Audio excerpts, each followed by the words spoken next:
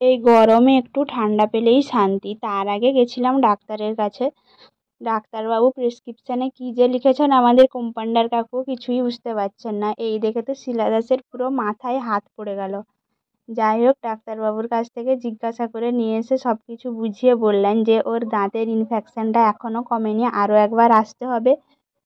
আর এত বিরিয়ানি খেলে আর প্রতিদিন দোক্তা পান খেলে কমবেই বা কী করে, সেটাও তো দেখতে হবে না, নয়তো সার্জারি করে সব দাঁত তুলে দিবে। এরপর এখানটায় ওয়েট করছি বাসের জন্য। যাই হোক, একটা ধ্যাড় বাস পেয়ে গেছি। এবার নেমে গেলাম আমাদের বইতার ফেমাস লস্যি দোকানে।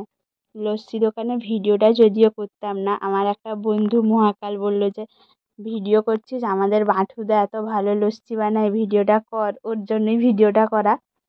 এবার স্ট্র নিয়ে নিলাম, দোকানদার তো আর দিবে না, আর ও তো সামনেই বসছে, ডাকলাম লস্যি খেতে এলো না। যাই হোক, আমারও টাকা বেঁচে গেল। আর আমার 20 টাকার লস্যি, শিলা দাসের 15 টাকার লস্যি, এমনিতেই ওর দাঁতে ব্যথা, খেতে পারবে না। যাই হোক, টাকা দিয়ে চলে গেলাম বাড়ি।